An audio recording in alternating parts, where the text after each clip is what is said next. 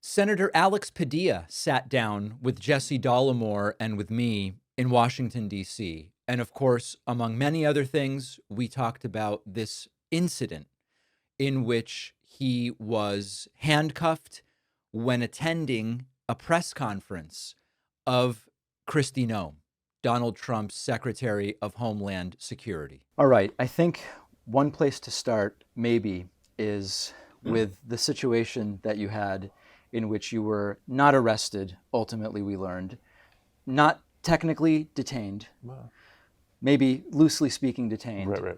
but certainly not shown the respect that we would expect senators shown in that hearing with the Homeland Security Secretary, Kristi Noem.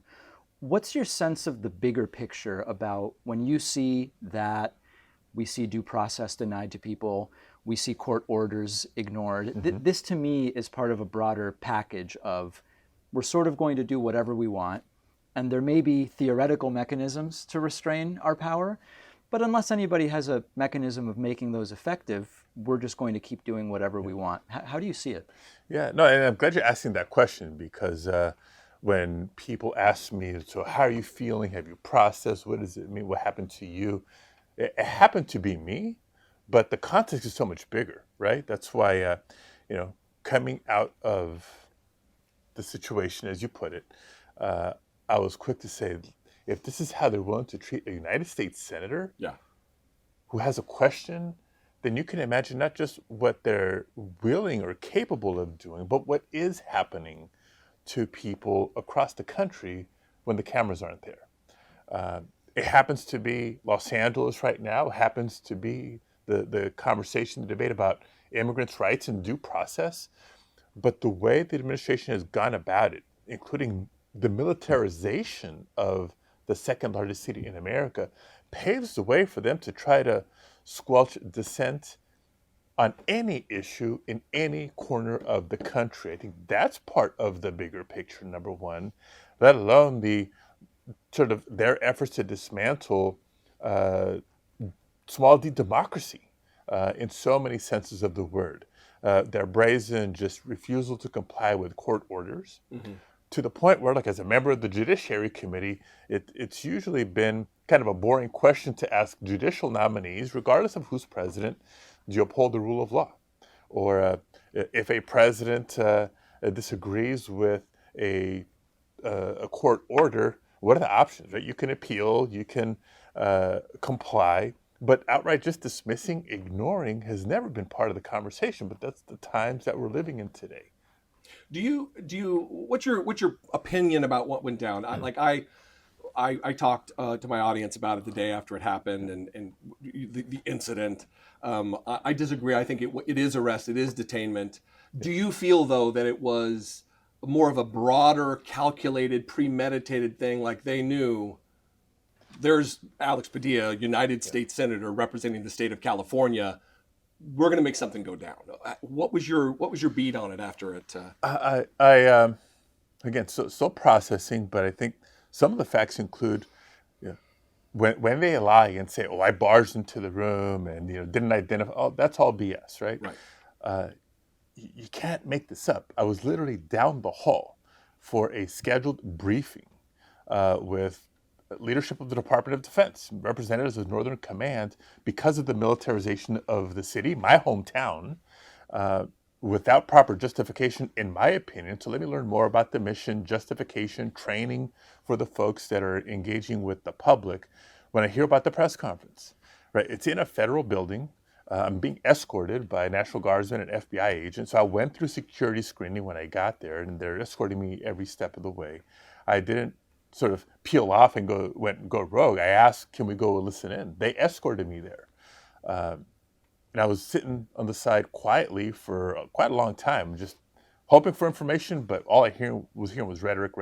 So then I speak up, try to ask my question, and within a couple of seconds, it did not take long, there was hands on me. I never in a million years would have guessed that was their response.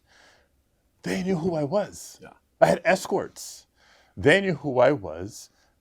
There's the Los Angeles press corps and some national press corps who knew exactly where I was. It was not an unsafe environment. if her protective detail thought there was a danger or an actual threat, there's a whole lot of things that would have gone wrong in their protocols for that to even be a possibility. And if they thought that was a real threat, you'd think they would have escorted her out of the room until they determined the room was safe. That press conference kept going. Also notable, no white representatives, no white senators, no white mayors are being charged with crimes, indictments, arrest, detainment, tackled to the floor and shoved on their face. And the fact White that supremacy plays a role here. Too aggressive? you're pointing it out. The fact that that's even a question on the table tells you a lot about the administration. They're not shy about it. They're blatant. They're transparent. And, what they want is for people to be too fearful. What they want is for people to cower. What they want is for people to not speak up and stand up and push back. And so I'm not going away. I'm going to continue to do my job as a senator, to ask questions, try to get information, hold this administration accountable. And that's why I've been consistent in repeating to the general public, we need to continue to peacefully protest.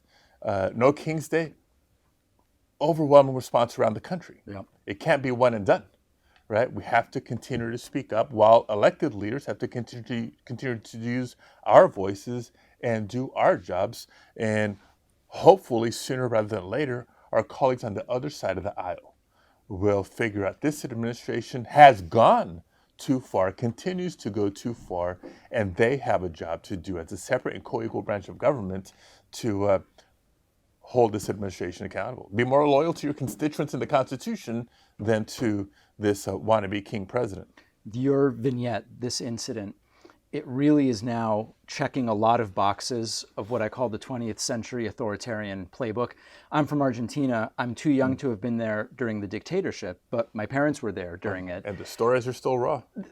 And so many of the mistreatment of elected officials, adversarial or inconvenient to those in power, the attempt to suppress or control media, ignoring what courts say, legal court orders, deportation, or in some cases it's putting in various types of camps, groups of people based either on identity or belief.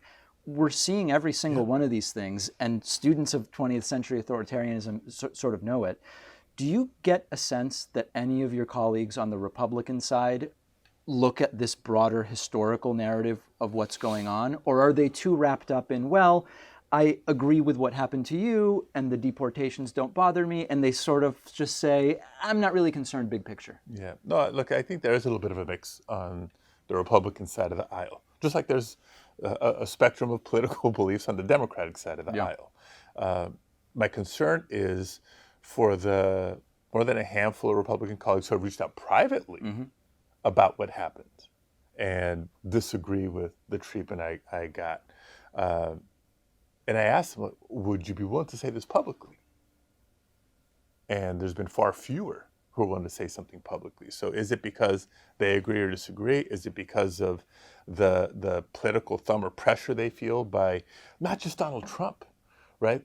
Donald Trump happens to be the candidate and now the president, but the forces behind MAGA and the extremist thinking, including but not limited to white nationalism.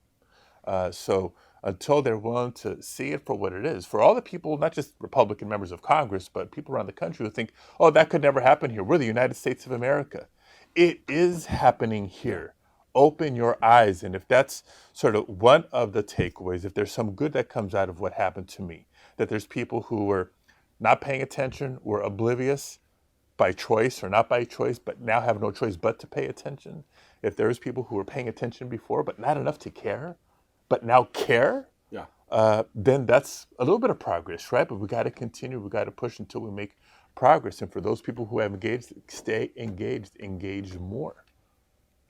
Are you, leaving the judiciary hearing with Beauvais today, how are you feeling about moving forward with a slate of both judicial nominees, but also other cabinet appointees with, advise and consent of the Senate? Are you more reticent to vote for Donald Trump nominees, or have you drawn a line in the sand after the incident and said no more? I'm not gonna I'm not going to forward the agenda at all. I'm not going to give a hand.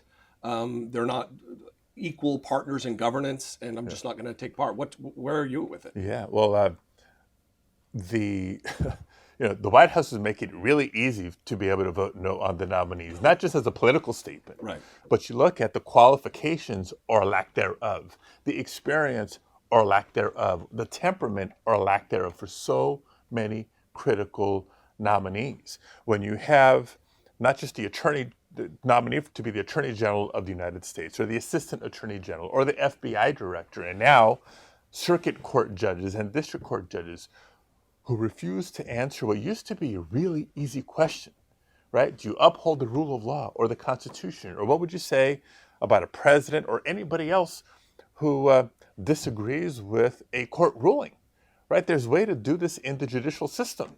You can either comply, because that's what the court demands, or you can appeal. But outright disregarding court orders and nominees sort of twisting themselves into knots, trying to justify, well, maybe there can be an exception, and they got to do that to placate, Donald Trump and the people around him for the sake of getting the nominate. And I can't let my Republican colleagues off the hook, right? If Biden nominees did any of this stuff, they would be apoplectic. Right. But because it's Donald Trump, they either just fall in line or bite their lip, or the whole confirmation hearing process has become a sad experience because it's not genuine on the other side. It's not real on the other side. They're rubber stamping instead of standing up to our constitutional responsibility of advice and consent, of genuine background and vetting before we confirm nominees. That's just not happening, and it's a sad day for the country. What's your assessment in general of legacy and corporate media's coverage of what's happened since the second term started? I mean, because you look in different places and you hear, oh, it's the liberal media just wants to attack Trump, or these phrases that don't really dig deeply. As someone who's in the Senate, you're voting, you're in hearings, et cetera, and you see what's happening, how do you assess the average sort of corporate media perspective on what's happening in the country right now? Well, it's hard to get the whole story out, right? Because whether it's only speaking in sound bites, or there's broadcast media versus the cable media, and there's a blurry line sometimes between reporting the news and the facts with journalistic integrity versus, well, they got their spin on it. It's more of a talk show than actual news reporting. That's why these alternative outlets are so critical. And why the followings are growing, because people are seeing the authenticity and the truth and transparency for what it is. It's harder to find elsewhere. And it's part of the dismantling of our institutions, as you pointed out earlier. When you have a president of the United States who ignores Congress, or a Congress that isn't willing to stand up to the executive branch, who dismisses the judicial branch, who attacks the media, who attacks our universities, who threatens some of the largest law firms in the country into submission.